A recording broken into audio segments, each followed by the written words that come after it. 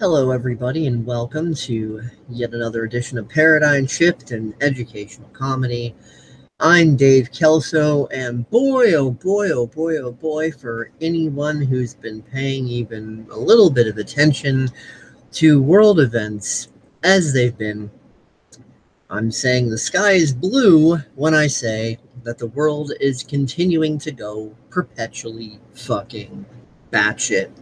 Um, in America, the left and the right are, doing their usual dick wag. And in the United Kingdom, you've got Count Dankula being arrested for making fun of Nazis because the country's kind of run by Nazis. And, um, there's just all this crazy stuff going on.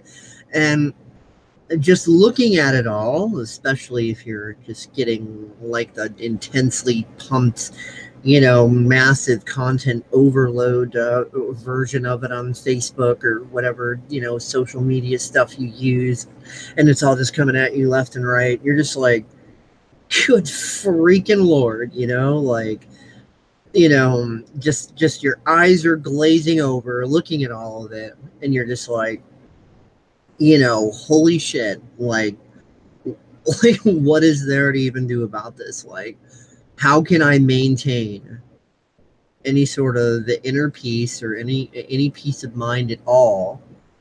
And how do I avoid, flipping my own shit and going crazy when looking at all this madness? How do I keep from going you know um well, I guess this is going to be kind of a bit of a disorganized rant about this, so bear with me. It's not like I have some sort of script sheet with checklist points or whatever. I just kind of feel like getting up on my soapbox about this shit right now, and you know, maybe it'll encourage other people. Um, some pointers, I guess you could say. um, there's just some cold hard facts that I think that if we're willing to make peace with them, and by making peace I don't mean we agree with it or approve of it or whatever. I just mean that we don't become Anakin Skywalker and get, freaking co-opted and end up, becoming the very thing we hate. I mean, it's okay to be utterly disgusted, with the world situation, as long as you're doing it through the lens of compassion and not the lens of fear and hate, because like fear and hate, it's you're just going to be adding to the stupid factor if you do the fear and hate thing. So like, you don't need to contribute to the whole Einstein's definition of insanity poster child thing that everyone else is doing. I mean, it's okay to speak out about certain injustices that you think are happening. It's okay, to make fun of and make light of it and whatever, and post memes and jokes or whatever. Just like don't do it in a state of fear and hate, because like, just make peace with the fact that like there's a lot of shit that you're not going to be able to directly control. And so that you can kind of keep focused on what it is that you can actually do instead of spinning your wheels. One thing that I've personally learned is important is there's a quote by someone. I forgot exactly who it was, but it says, "Speak and you will be misunderstood." In other words, no matter what you say, no matter how you say it, a lot of people are not going to view it as you're meaning it. We view the world as we are, not as it is. And, you are being viewed out someone else's eyes. You are in their external world. You know what I mean? So like, that what you mean by what you mean, but that does not mean that everybody else is on the same page. And once they view what you've typed, what you listen to, what you've spoken, whatever it is, And if they are filtering it through their various paradigm filters, and they've come to a conclusion about what you're saying that is totally not at all what you're saying, but they've come to a particular conclusion about it and about you. Be at peace with that, because you know what? Do not pass go. Do not collect $200. Once they have made up their mind about you, that's it. Game over. There is no way you can convince them of anything other than what they've already made up their mind about you about. And the more that you try to convince them, the only thing that's going to happen is they are going to be more fortified in their position against you, in their misunderstanding of what you said. It's like, this is like the classic problem that the left and the right have. The more they try to convince each other of each other's points, as opposed to respecting each other's rights to have their points, they try to do like the narcissistic domination thing. The more they try to do that, the more each side is more fully, solidified in their points. And let's say hypothetically, whether it's the left or the right, let's say on a particular topic, let's say in a particular instance, one side actually does have the logical facts, and they lay it out and it's simple enough to understand, and the other side's operating on a logical fallacy. Well, guess what? It doesn't matter what kind of facts or how simple or how logical or whatever. Those facts are still in a direct contradiction, to what the other side believes. So the more you try tossing these facts at the other side is going to be more fortified in their original position. They are going to view everything you're saying through a convoluted lens, and they are just going to be increasingly more self-assured that they are right and you are wrong. So one thing that I've learned to do is simply just acknowledge this conundrum when it comes up, and just respect their right to think and believe in whatever they want to.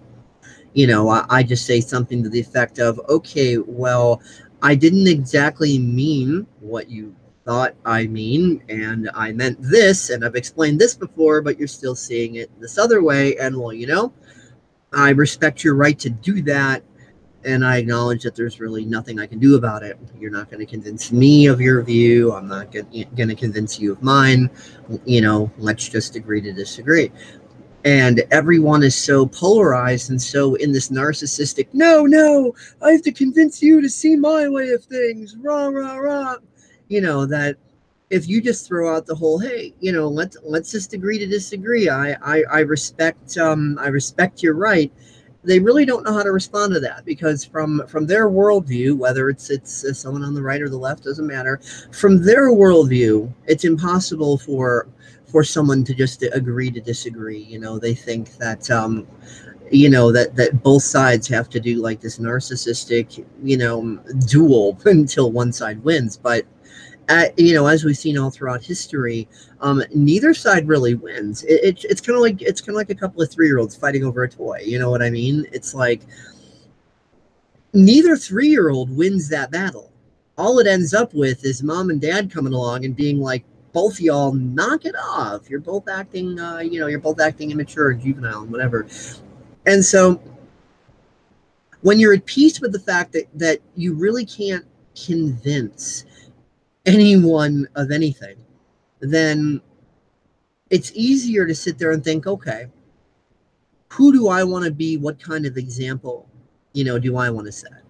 So then that way you're thinking critically, you're doing your best to try to learn and figure out, what kind of example you actually want to set, who you actually want to be, instead of repeating all of the same exact ridiculous mistakes that human beings have been repeating for generations and generations and generations, which, that's Einstein's definition of insanity, continuing to do the same, thing over and over.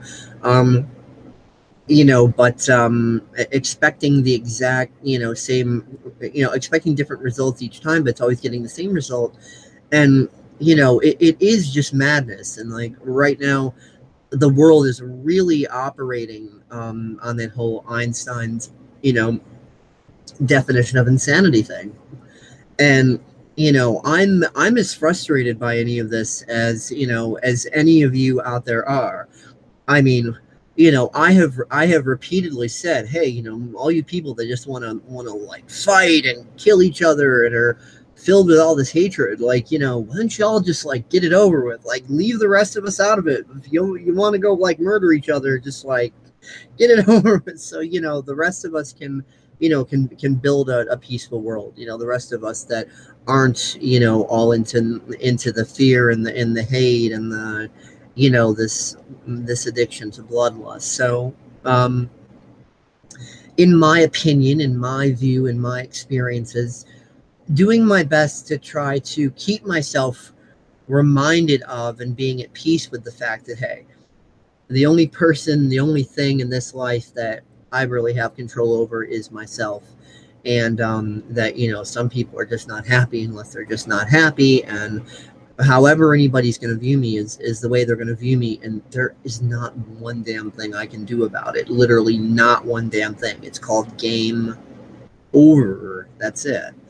Um, Being at peace with that um, kind of helps me to refocus my mind into discussing things in terms of like what I really want to discuss, and to do my best to reach the like-minded demographic that I'm really trying to reach. So you know um that that is basically the best insight I can give on that. And one thing that I've noticed too, like you have the left and you have the right, and you have what I'll call the fake left and the fake right, or the extremists on both ends. The people who take like batshit to like whole new freaking epic levels.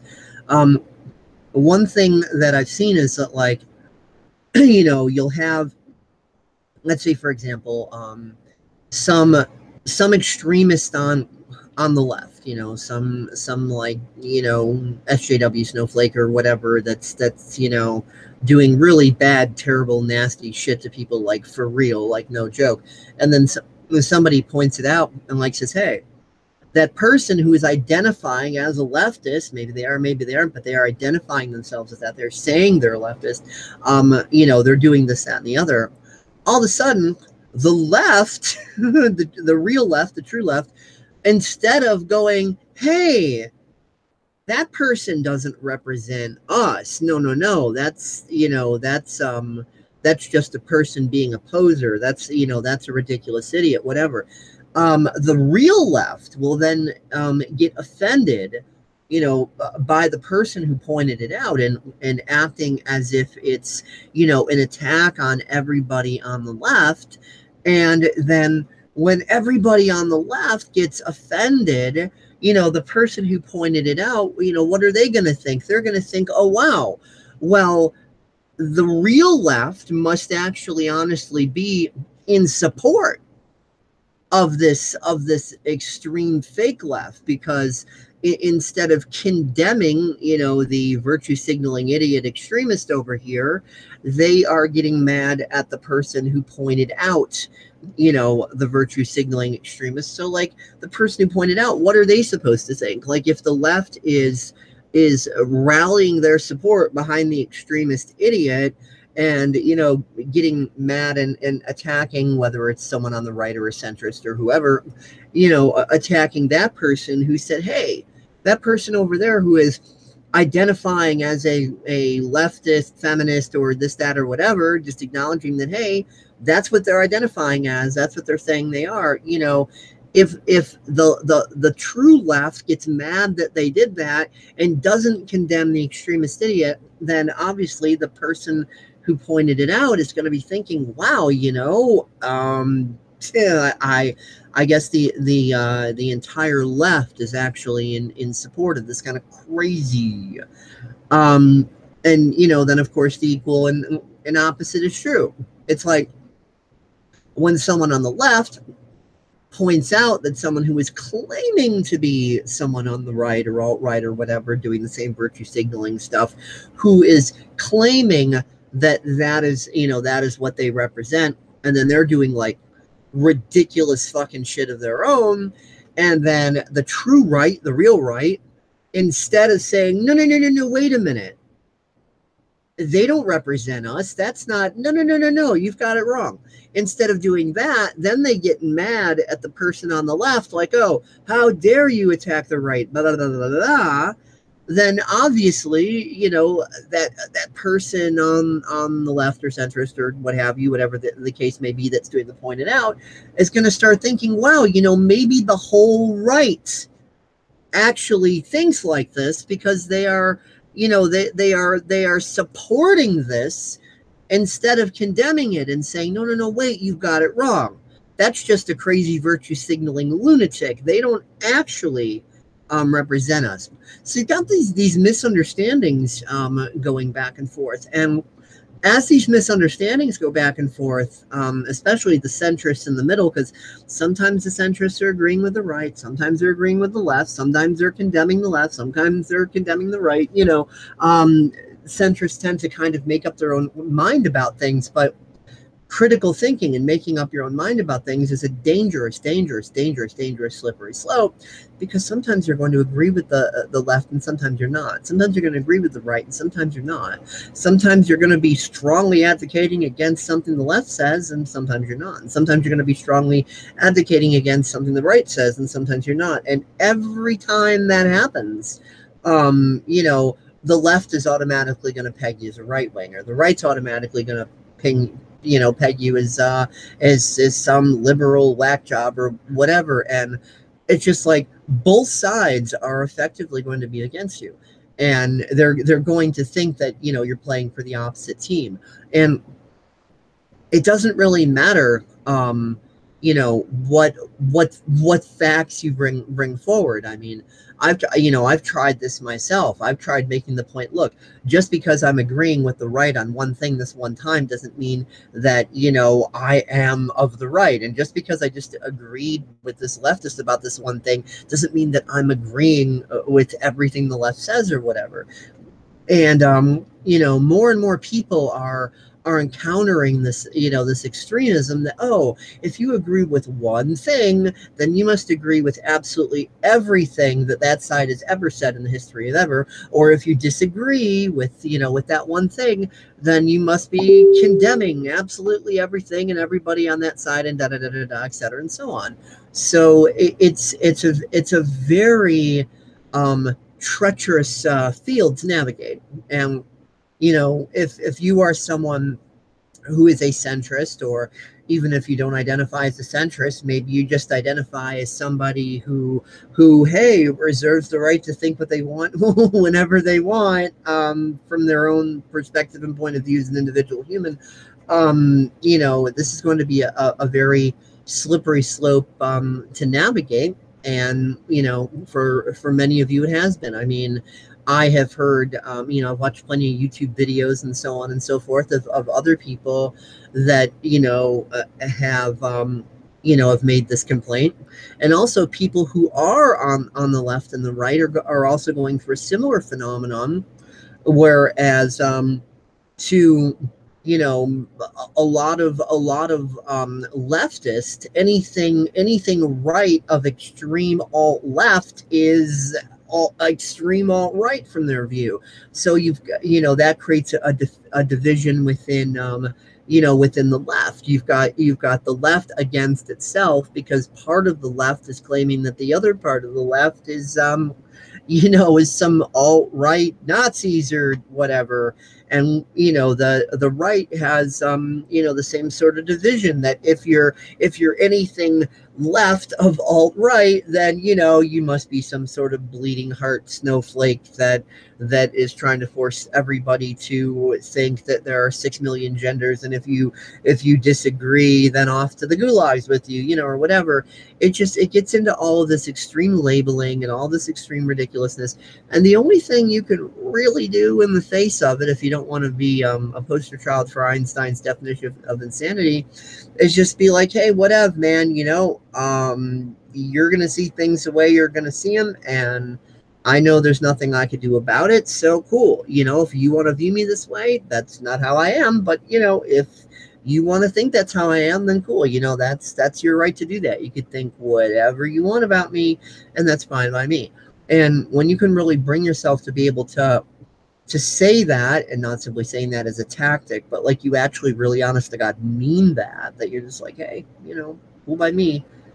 When you can bring yourself to that point, then things, they go much easier on you, because then they quickly figure out that there's really not anything they can latch onto you about, and it doesn't take them too long to just be like, fucking me, that they're a waste of time.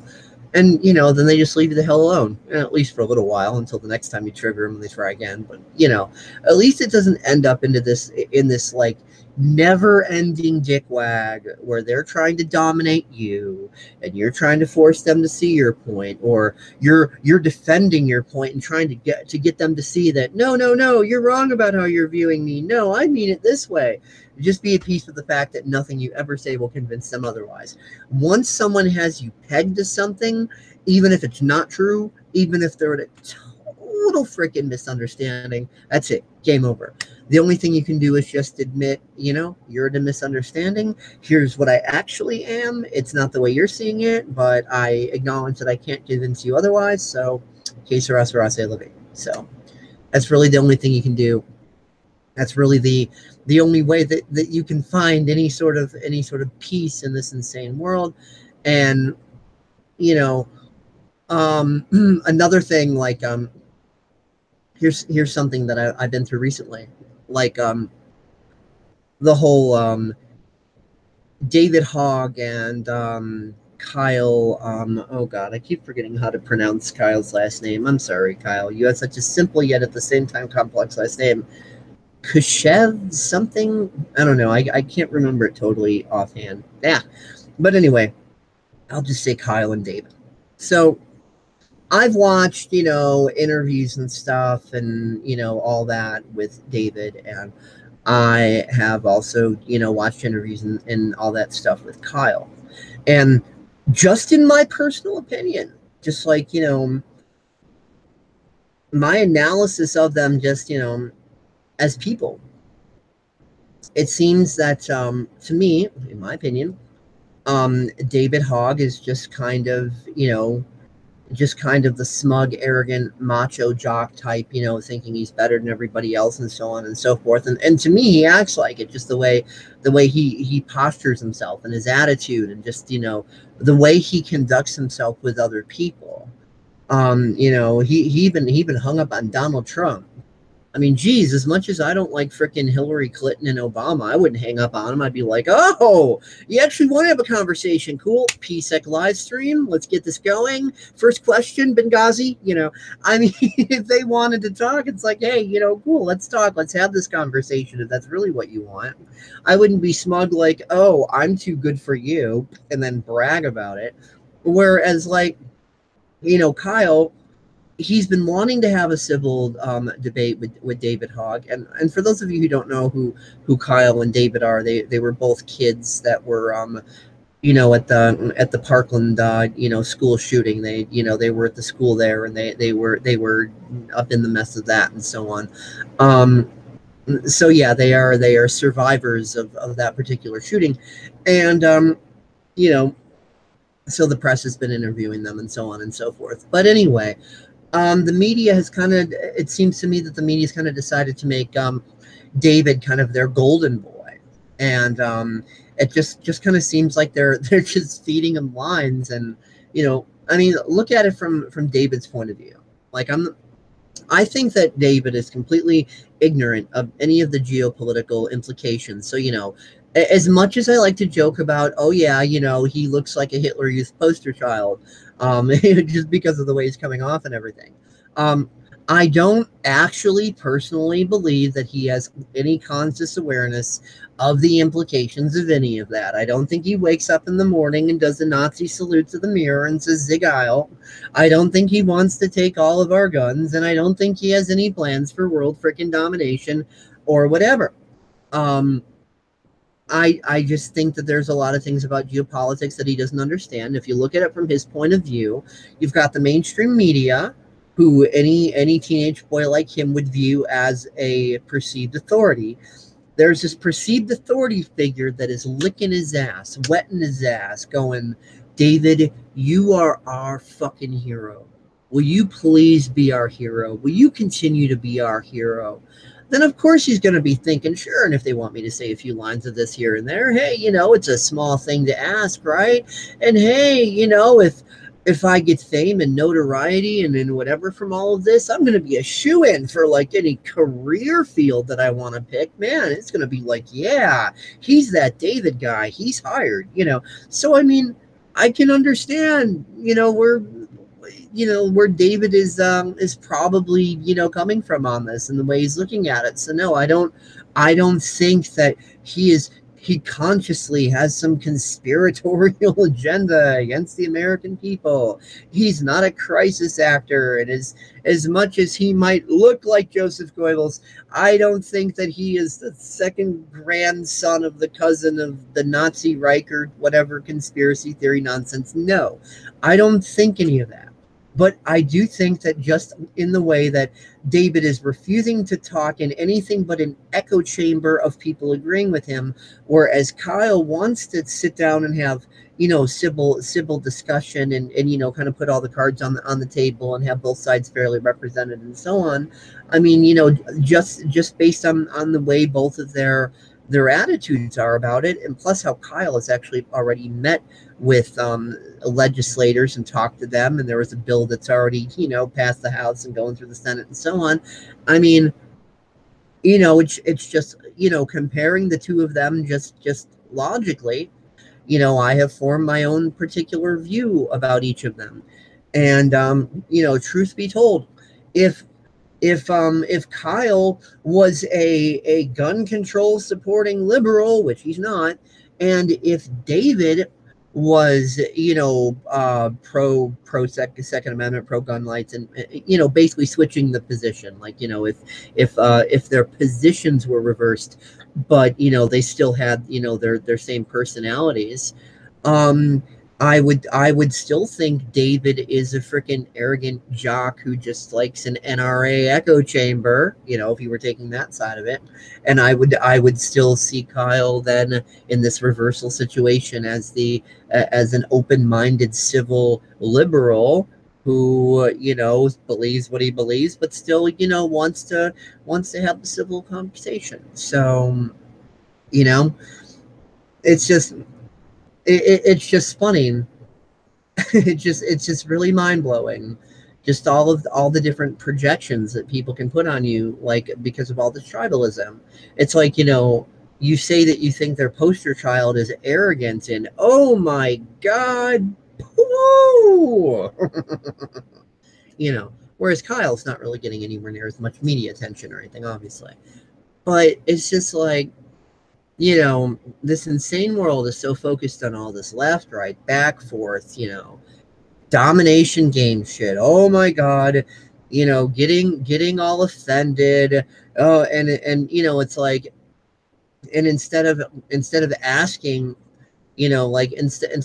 like these people that are getting offended by like what I've said on Facebook and stuff, it's like, instead of, you know, like, telling me what they think David said right and what Kyle said wrong, or, instead of, just being more inquisitive about it. There's like this attitude of like, spare me your sanctimonious blah di da di da.